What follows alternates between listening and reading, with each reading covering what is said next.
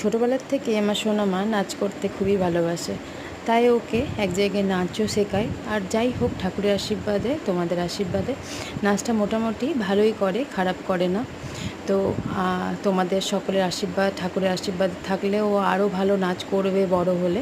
তো যাই হোক, ওর একটা গুণ কি, যে কোনো জায়গায় ও যদি গান টান বাজে, ওর মনের মতন গান হয়, তাহলে কিন্তু ও লজ্জা লজ্জা পায় না। মোটামুটি একটু একটু লজ্জা পেলেও নাচটা করে। তো দেখো, আমাদের পাড়ার যেই দুর্গা মণ্ডপ হয়েছে, সেখানে গান বাজছিল ওর পছন্দের গান।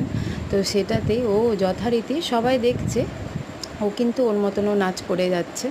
তো প্রচুর ভিড় ছিল পেছন দিকটা, সামনের দিকটা একটু ফাঁকা ছিল বলে আমি বললাম যাও ওখানে গিয়ে নাচ করো। ও নাচ করছে। তো যাই হোক, ভালো লাগে দেখে। তো এরকম এরকম স্টেজে যদি ছোটোখাটো স্টেজ হয়, আমি ভাবছি যে মাম্মামকে উঠিয়ে দিলে মোটামুটি নাচ করে দেবে, আর কোনো অসুবিধা হবে না। তো দেখো, ও কিন্তু ওর মতন করে নাচ করে যাচ্ছে। প্রচুর গরম, আর ঘেমে একদম জল জামা পুরো চিটে গেছে। ডাকছি তাও আসছে না, যতক্ষণ ওর গান বাজছে ততক্ষণ ও নাচ করেই যাচ্ছে। তো যাই হোক, কেমন লাগছে বন্ধুরা অবশ্যই কমেন্টে জানিও। আর তোমাদের আশীর্বাদের হাত সবসময় আমার মাম্মামের মাথার মধ্যে রেখো, যেন ও এইভাবেই বড় হয়, অনেক বড় হতে পারে। চলো টাটা বন্ধুরা, গুড নাইট, শুভ সপ্তমী।